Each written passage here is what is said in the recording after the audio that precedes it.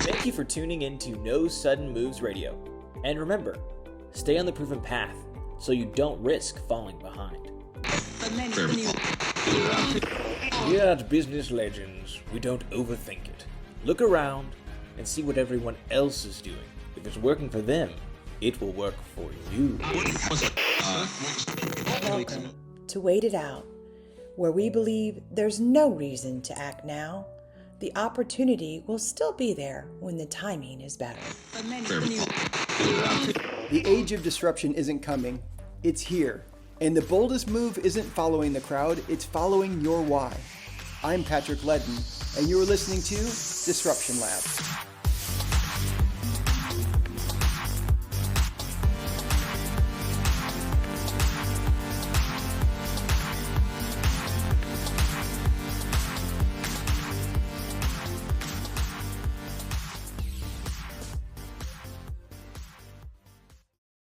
Hey folks, it's Patrick. Welcome to Disruption Lab. This week's guest is Lydia Hu. I met Lydia on the set of one of Fox Business Channel shows called Varney Company when James Patterson and I were launching Disrupt Everything and Win. She was on set when we came in, and she slid over in the chair to let us talk for a little bit, and she and I had a chance to talk after we were done with the interview, and we just hit it off. So she joined us this week to talk a little bit about her career. So if you watch Fox Business, you might recognize Lydia. If you don't, that's totally fine as well, because either way, I think you're going to find her insights really useful, because she's going to talk about the career choices she made. She started off by going to law school, and then she made a bridge after a few years practicing law to decide to step into journalism. And then when COVID came along, it really accelerated her career in very unexpected, dare I say, disruptive ways. So as we go through the conversation today, you're going to hear about her career journey and the choices she made. You're also going to hear about somebody who genuinely cares about helping other people find their path as well. So I encourage you to grab something to write with, sit back, take some notes as Lydia and I discuss how to disrupt yourself and so much more. Hey Lydia, welcome to Disruption Lab. Hey, Patrick. So great to be with you. Thank you for having me. So great to be with you. You know, I was excited you're doing this for a number of reasons, but you and I met on a set, right? I think it was Varney Company. James that's Patterson right. and I came by, and you were just so kind that day. And thank you so much for doing this today. I'm excited for the listeners and the viewers to get a chance to know a little bit more about you and the disruptive force that you are in this world. To help them do it, just tell a little bit about yourself, if you don't mind. Yeah, sure. So we did meet on the set of Varney Company. I remember the conversation well and the talk about your book, all about disruption in the workplace, and I was just fascinated. I'm a correspondent here at Fox Business, and I wear a lot of hats. I appear across our business network and also Fox News Channel, covering the intersection of markets and policy and the economy and a little bit of politics. I'm also a lawyer. I practiced before I transitioned into journalism. So I'm often called upon to kind of leverage that background as well. I cover a lot of Supreme Court cases, trials, legal issues, anything that's a little bit messy and complicated. I love those types of stories to kind of get in there and explain them and make them simple so we can all kind of engage in and have a better understanding of what's happening. So your busy season is literally year-round then? It feels that way, especially with this news cycle. The news people are, we're not thirsting for stories to tell. So it's a great job. I feel like journalism is so important, more important than ever. So yes, it feels like we're always going. Well, speaking of journalism, these podcasts are recorded at a particular place and time. So this weekend was the White House correspondent event where the shooting took place at. And the eyes of the world were certainly on that. Yeah. Yes, they were. I was not there, but many of my colleagues here from Fox were there, and some really scary moments, and just so grateful and thankful that our law enforcement responded in the way that they did. Thankful to God that no one was hurt, and really just, impressed by the celebration of the First Amendment and hearing that, the event is going to be recalibrated and held again. We're still waiting for details about that, but it really just sheds light on the importance of having conversation, across the political aisle. I think the real antidote to this is more communication, not less. Not less, yeah. Yeah, more Yeah. information and exchange and understanding, not less, and not really a pullback here. So we'll follow the story, but you're absolutely right. That was some really scary moments this weekend. Absolutely. And as much as this conversation is typically about disruptions at the macro level, and certainly, if I'm somebody sitting somewhere around the world or middle and Midwest America, that knowing about that happening and seeing it kind of unfold the other night is a macro issue. But in your world, it's much closer to home. Yeah, yeah. I know a lot of people that were there. And literally, it feels like home to me because I did grow up in Maryland. I went to University of Maryland. I interned in Washington, D.C., so I know that area well. I spend a lot of time professionally reporting in our nation's capital. So, yeah, it does hit very close to home. And it really underscores the importance of what we're doing and also how we're doing it. The importance of security protocols and asking ourselves questions about what is the best way in which we are meeting and gathering and covering stories. I think these are all kind of answers that we're searching for right now. But yeah, it absolutely did hit very close to home.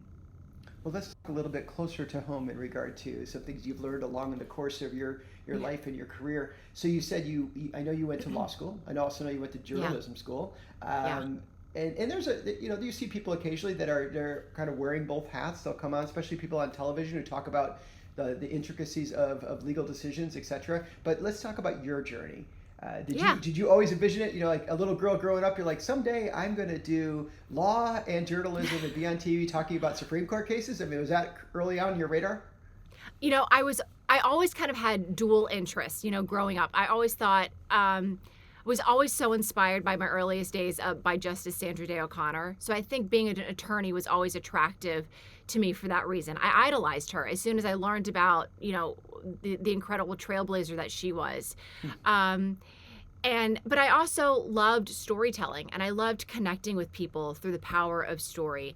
And I mentioned I grew up in Maryland, right outside of D.C. It felt like everyone was pursuing a law degree there near our nation's capital, and so it felt like the natural progression kind of out of undergrad. So I did that, and I loved it. I loved my law school experience. I loved working as a lawyer in litigation for almost 5 years in Baltimore. And it was such a tremendous start, and I'm so grateful for that opportunity. I think I really trained my critical thinking, my ability to answer problems for myself, answer questions for myself, really trained my intellectual curiosity and advocacy skills. But at a certain point, after learning kind of about these complex systems in advocacy and litigation, I really came back to the desire to want to connect with more of a broader audience. My why changed. I still loved, like I said, the big messy stories and kind of the demystifying these complicated issues, but I wanted a broader audience, and I wanted to be able to become more relevant to people that are trying to make day-to-day decisions in their own lives. So after several years of being a lawyer, and still feeling this journalism itch, this call. I don't know how to explain it other than it was something in my gut that was really telling me if I didn't try, take a shot at journalism, would I regret that for the rest of my life? So yeah, I walked away from being a practicing attorney and transitioned into journalism, a great unknown. So what did your friends and family and business colleagues say when you said, I'm going to go do this? I was even married. I had just recently gotten married at the time. So this was a conversation with my husband, who has supported me every step of the way. And I think people that were closest to me, my parents, my husband, none of them were actually surprised because they knew that I had always loved the power of storytelling and media. There was definitely a diverse and broad range of reactions from a lot of other people. But I really relied on people that were closest to me, that knew my heart, that knew my story, and knew my why, to really kind of guide that decision. And really, at the end of the day, it came back to, if I don't do this now, I was almost 30 years old. If I don't take this shot now, I may never have an opportunity to recalibrate again. And it had been, Patrick, it had been something that I had researched, and I didn't just wake up one morning. I had researched, I had done my homework, I had figured out how am I going to go from point A to point B. So I feel like I was methodical about it. But yeah, I had to answer a lot of questions as to, are you sure? He just worked really hard to be a lawyer, and I was getting recognized in the community. I had my own clients. There was a lot going for me. And I decided, yeah, that is a shot I wanted to take. And I am so glad that I did. I'm here standing, I think, on the other side of that, saying it was the right decision for me. And it wasn't easy every step of the way, but I'm so grateful that I had the support and people believing in me, and somewhere, somehow, the belief in myself that it was going to be something that would be prove fruitful down the road. What would you say, a lot of listeners are people who might be on the near side of that decision at this point, and you're on the far side in your case, and their stories are different, their journeys are different, and their circumstances are different for sure. But as far as what you learned about making that transition, and maybe it's, and I don't want to put words in your mouth, but maybe you mentioned, maybe it's the being educated and understanding, maybe it's having the right support team, and what would you, some advice or thoughts you'd give to them about helping them think their way through it? I would start off with the big picture goal, trying to be as specific as you can about what it is that you're trying to get to, and back up from there. You're going to create incremental steps about, is that a 5-year goal or a 10-year goal? And then say, okay, if that is a 5-year goal, what does the 2-year point look like? What does the 1-year point look like? What does 6 months from now look like? For me, it involved a lot of conversations with folks in the community. I knew I wanted to be in broadcast. So some might say I had the nerve to actually start to get to know people in that industry, reaching out to actual journalists in my community that I had crossed paths with because they were covering some legal case I'd been involved in, and trying to develop relationships and starting to share a little bit of my interest that I was nurturing, that I wanted to be more like them. What was the advice that they would have for me? That was one of the most beneficial things that I had done, is actually getting advice from people that were on the other side and doing what I wanted to do more of already. I can tell you, I even at one point, as I was an attorney, applied for an internship at a local news station, the ABC affiliate in Baltimore. And the news director got my resume and saw this person is not a college student. She's not qualified for this because she wouldn't receive college credit. But bless her, she took the time to call me. We still had an interview. We still had a meeting. It was so valuable because I was still able to pick her brain and get her insight about what can I do to close that gap. How could I possibly become marketable or qualified for a job that she would ultimately be looking to hire, whether it was on the anchor desk or a news reporter or something like that. And those types of conversations helped me decide that I wanted to go back to school and make that investment in a real graduate program. Some people might look at that and say, well, you paid for an experience, right, to help navigate that, and you can't always do that. But I look at it as more as I invested in myself. If I ever am going to make an investment, I learned I will 10 out of 10 always invest in myself to acquire new skills, training, or education, because that is what's going to carry me forward. So that's kind of a long-winded answer, I think. It was a lot of conversations. No, it's great. And not to make this about me, but I just see some parallels there in my own career path. I didn't go to law school. I didn't go to journalism school. I spent a number of years in the Army and was doing pretty well in the Army. And a lot of people would say, why are you getting out? You did the Airborne Ranger thing and all that type of thing. And I was just like, It's not the path I'm going to go on forever. And then later on, I went back and got my doctorate. And that's a different step in life to get into academia and just kind of that ability. And when you said investing in myself, I've come to learn in life that there's a lot of value in saying, put the bat in my hand. I want to surround myself with good people, and I'm not saying I'm all this and that, because I'm not. I'm certainly a work in progress. But also to just be like, I would rather be involved in the conversation about shaping my career than have it be happening about me in closed rooms when I'm not around. 100%. I could not agree with you more. And I think that's actually something that has stayed with me too. In order to stay relevant and kind of have that ability to advocate for yourself, you also have to stay sharp. Something else that I've learned is that you've always got to be investing in yourself, trying to figure out, it's a moving target, especially in my field. What other skills can I add? What other classes could I be taking? What other CLEs should I be, in registering in and learning? What other people can I learn from? So what I learned very early on by kind of reaching out, the conversation then was, can I get from law to journalism, A to B? Now I try to have similar conversations, not necessarily for a transition into a career change, but just more of like, what does that person know that I should know more about? I don't need to be an expert in that area, but just so I'm a little bit smarter and can have a better conversation. That's really helped me a lot. Well, when Patterson and I were writing about disruption, our book was called Disrupt Everything and Win. And sometimes I'll say to an audience, I'll say, we didn't call it Change Everything and Win. Because the way we define it is the idea that sometimes you can be extremely disruptive by saying no to change. And that could be the disruptive thing you're doing. You're going towards stability. So you might double down on something you've done before. That could be really disruptive as well. But one thing we talk about is a behavior that positive disruptors have is this idea that they run toward disruption. And that what we mean by that is that they don't run toward change. They're not changing everything, but they're not fearful to at least run out to the edge and check out and see what this thing is. As opposed to, AI is the thing, so I'm going to bury my head in the sand and hope it goes away, or I'll get to retire. I'll tell audiences sometimes, I'll say, if you're thinking you're going to wait until retirement, you can wait this thing out. It's moving faster than you are. So you might want to understand this a little bit. But it sounds like you have a little bit of that kind of, not maybe a lot of it, that running toward, let me figure out what this is, and then I can decide what to do with it, as opposed to ignoring it or hoping it goes away or letting it do whatever it does. Yeah.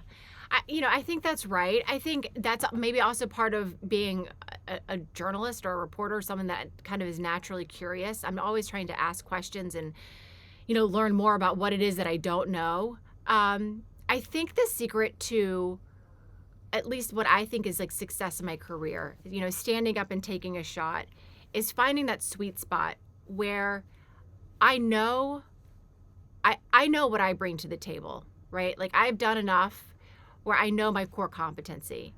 And I also know enough to know where I'm not strong. Like there's more for me to learn, more for me to master, but I don't know all of that. I don't know all of the stuff that I don't know, because if I knew everything that I didn't know, I would be scared. I probably wouldn't leave my office, right? I couldn't get out of bed in the morning if I knew everything I didn't know.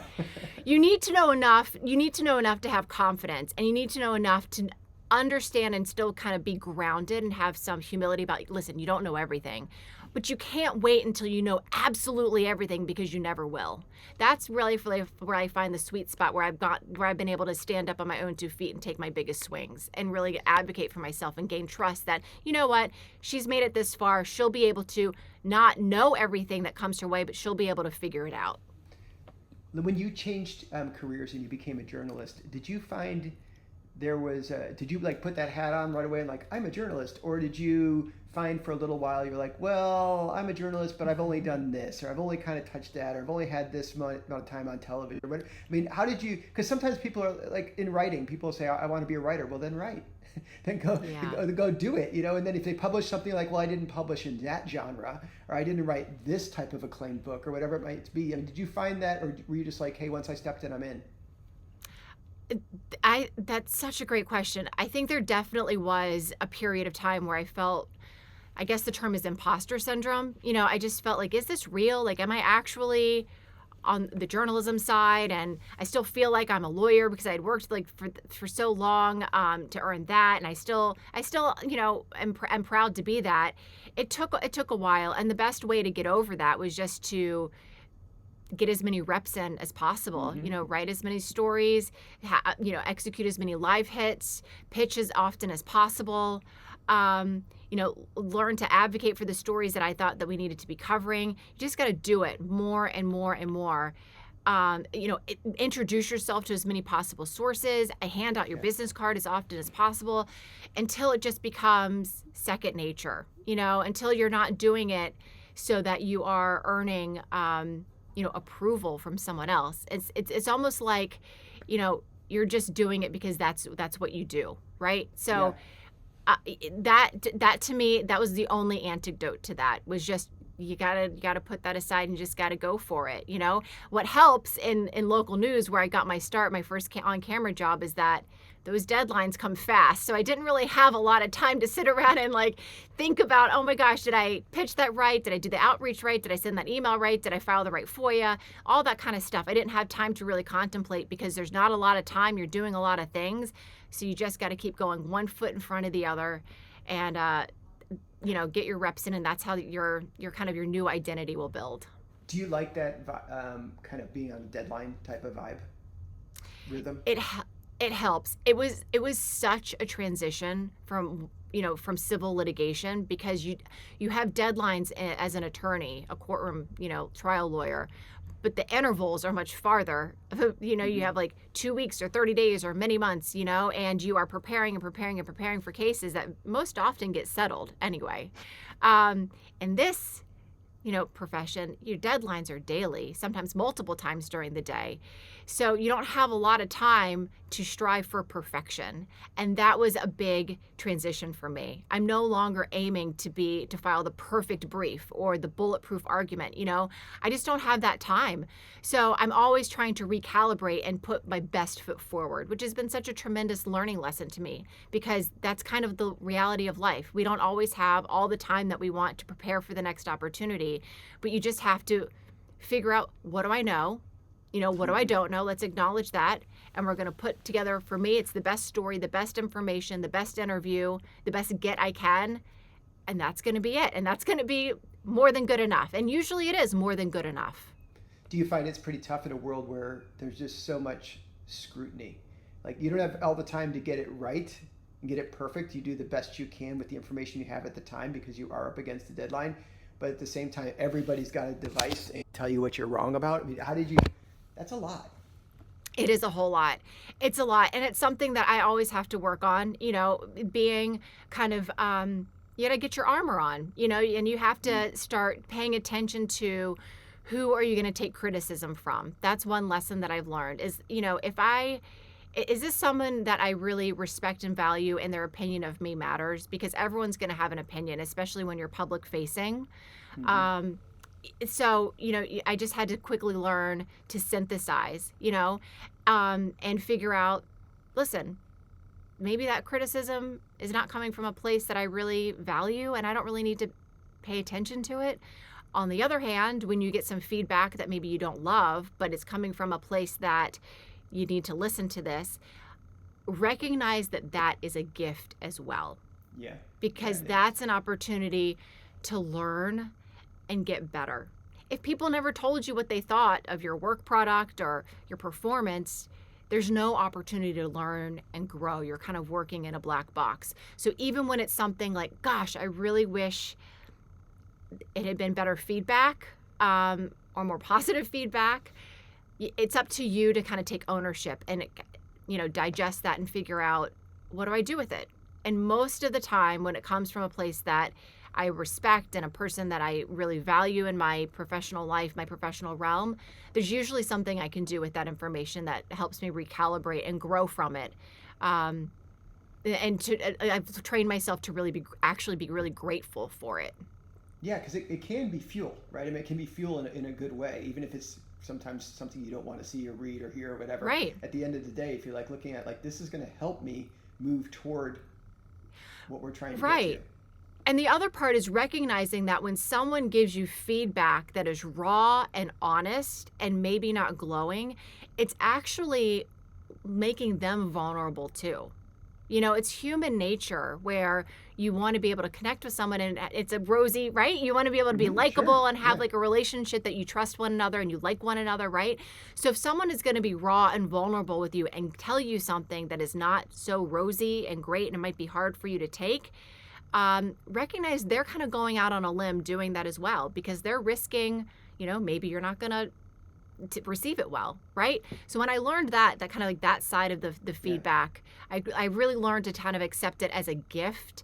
And I hope that it has made me easier to mentor, or easier to manage, or easier to whatever, and kind of be a better part of a team and look at it as like, okay, I got this gift. I'm going to try to use that for my own growth. And now it's up to me to figure out, what do I do with this? I was It's actually, hard. yeah, it is hard. And sadly, this wasn't that long ago. I was with two other colleagues, and we were traveling in an Uber going to the airport on a business trip after I had a couple days of meetings. And my one colleague said to the other one, "Can I give you some feedback?" And of course, a lot of times the armor starts to go up, and the person was like, "Sure." And then he shared something with her. It was genuinely was like an observation of something that he noticed in the way she was carrying herself. And two things came. One, it was like, what he's saying is actually really accurate, and it's helpful to her. Like that thing that he was saying, because she had something she would consistently say that was kind of undermining the power of everything else she was saying, type of thing. So he just mentioned it to her. And so one, I was like, that's really valuable comment. And the second was like, I picked up on it. Why hadn't I said anything about that? So it was kind of it was like I was getting feedback in that moment too. Like why didn't I give her that gift as well? And make it okay for her to gifts, because there's plenty of things you can point out about me as well that would help me get better. So you're right. It is a really valuable thing.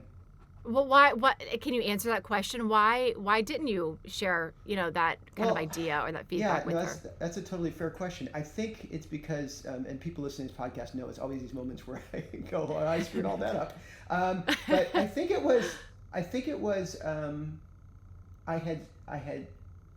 saw the behavior, but it didn't register me that really what would be helpful to her is to go far enough to say something about it. Now, the question could have been like, could he have said it directly to her and not in front of me? But I think we had a high level of trust among us. It wasn't a big deal. But I think it was more just me seeing it and letting it go by, because I didn't think it was like a detrimental thing. If I saw something I thought, oh, that's really bad or whatever, maybe I would have definitely said something. But it was just kind of like right in the middle ground. And I guess because maybe I was in my own head or focused on myself or whatever it might be, I just kind of let it pass. Or maybe even I thought, I don't even know now in retrospect, maybe it was, I didn't think giving the feedback was worth the potential blowback. I don't know. Was there blowback? No, and I wouldn't be giving her any credit. In that regard. I'm the youngest of 5 kids. I'm a people pleaser at times, and sometimes that sticks with you. So I don't know. I think it's a fair question, though, and it's one I'll have to work on. But I'm open to working on it. Oh, that's what makes you the best. Yeah. That's what makes me the best. We're all a work in progress. If you don't recognize at the core, we are all a work in progress trying to do our best. And sometimes you need someone to point out, we've all got blind spots, Yeah. And truly, when you ask and solicit it, that's something else that I've learned is that sometimes people don't want to give feedback until you invite it, So if you're in an environment where you don't get a ton of it and you want more of it, invite it, say, I would love to hear your thoughts about what you would change or how we could do this differently or what have you moving forward. If you ever have an idea now or in the future, I'm all ears. I think that's a great way to do it. That's so good. The idea of seeking feedback is really, really a key thing. And as opposed to that, that dreaded thought where it's like feedback. Just see yourself like walking down the long, dark hallway to the boss's office to get your feedback doled out to you. Right. It's like, I don't want that. I want regular, ongoing, help me get better, help me help myself type of thing. So let me ask you this: going back I was reading about COVID and the work you did around COVID. That was certainly a very disruptive time, but it also sounds like it was a big step in your career as far as the work you did around that. Is that fair? Yeah, it absolutely is. It was so disruptive for everyone. I mean, everything that you can imagine, reporting from home, New York City apartment, camera set up at the foot of my bed. You couldn't ask for a more disruptive experience. And for me also, I was a relatively new mom. I had a 1-year-old baby at home. My husband's working from home. Yeah, I mean, we were on top of each other. Ideal conditions to be on television. Yeah. So it was a challenge. And, how did we get through that? One day at a time. I mean, like all of us, really one day at a time, and trying to keep a good attitude and wits about myself. I started very quickly. This is how little we knew about COVID when it was coming our way. In late 2019, we had seen reports about there's this virus, it's called COVID, it's circulating the globe, it might come to New York, whatever. And before we even had the first case diagnosed here in New York City, I remember my then local news station said, Lydia, you're going to be the COVID person. It's going to be you. You're going to be the one person that does all the COVID stories, just to illustrate how little we really understood about how disruptive this was going to be for all of us, because we all know we all became COVID experts, especially in the news. Yeah. Everybody, we were all college. That's all we talked about. So very quickly, I pivoted into covering hospitals and what it was doing to our health system and kind of the policies around, New York and trying to, respond to the needs of people throughout our city in the tri-state area. It was a lot. But one opportunity that came out of COVID for me was that they started to ask me to fill in more and more for some of the morning anchors, and in particular the business anchor. It was something that had started before COVID, but it kind of increased in frequency during COVID. And I didn't think a lot of it at the time, other than, this is great. I'm learning something new. I'm open for a new experience and a new challenge. Right. And, to connect the dots, I did that with enough frequency and regularity that's what ultimately got me over here to Fox Business. I seem to know enough and demonstrate enough, command the topic enough that I showed a real interest and ability to master a new subject matter, a whole new kind of area of journalism. And that was more than 5 years ago. And I'm so grateful. So when you talk about disruption, we don't know what would have happened, but that for me created one of the biggest, most surprising and unforeseen opportunities that I couldn't have predicted at the time, enough so that it led to, a next career stop for me. So, that was something that it almost feels was a little great. bit like, you hear the expression when preparation meets opportunity, and it's kind of a little bit of, true, but I wasn't fully prepared yet, but I was getting more and more prepared every day by moving through, right? That type of thing. Sometimes we think, as you mentioned this earlier, sometimes you think you got to wait till it's like perfect before you go do something. And that's just not the case. Actually, the book I wrote with James Patterson came from a COVID related issue too, because when COVID hit, Vanderbilt University basically was shutting down like everybody else. And they said, we need people to teach classes online, which we weren't teaching anything online, to 100 students or more. And I was like, that's an opportunity. Wow. I want to teach a class called Leading Business Through Times of Crisis. So I started teaching that class. And after we came back on campus, we would do one section of that class. Every class session would bring in guest speakers. So like Doug Parker, the CEO of American Airlines, was coming in with Sarah Nelson in front of 25 students to talk about labor and management dealing with crisis.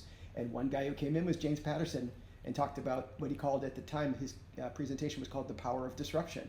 And I was like, that's really interesting. So that's just, was I ready to be the one teaching a class on crisis leadership? I don't know, but I saw the need type of thing. And I hope that's what people pick up from these type of things. We don't have to have COVID. It can be unique to you, a visit to the doctor, and you get a result you don't expect, or a phone call from a friend for about a new opportunity, whatever it might be, and say, okay, how do I lean into this thing? Absolutely. But there is one thing of perfection we try to achieve on this particular podcast, and it's this. You ready? Okay. Ready. So my podcast producer is named Jess, and Jess knows me pretty well. And she said to me, hey, Patrick, you drink a lot of lattes, and you always go to the same spot, a store out of Seattle with a green logo. And Okay. I said, yeah, I do, but I know what it is. Every time I go, I get the same drink. And I like that place, no doubt about it. And she said, why don't you, if you're going to talk about disruption, can you at least disrupt yourself and go to other coffee shops? So I started doing that. So now I call it, my newsletter, I call it every week, The Pursuit of the Perfect Latte. But my question for you is, as we wrap up, is there a drink or a food item, if you want to expand it, but a drink specifically, as I think about it, that you're pursuing to find the perfect version of, or Lydia, you found it and you have figured out how to make it or find it or whatever it might be? Is there a perfect drink or food in your life? Gosh, that's a great question. Right off the bat, two different beverages come to mind.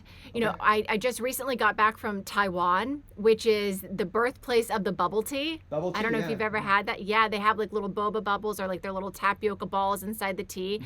And they were excellent. So great. So many different flavors, different tapioca balls. They're so fun to drink. Not necessarily calorie friendly, so I'm trying to pull back on those, but we can't always get everything that we want. The other beverage that I will celebrate right now, we're on the cusp of about to be summertime.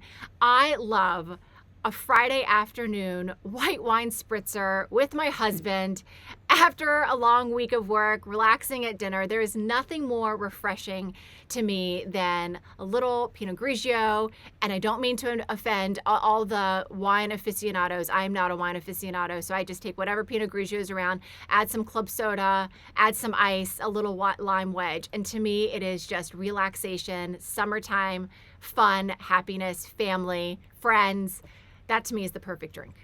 Well, we're not recording this on a Friday, but this was a refreshing wine spritzer for the mind.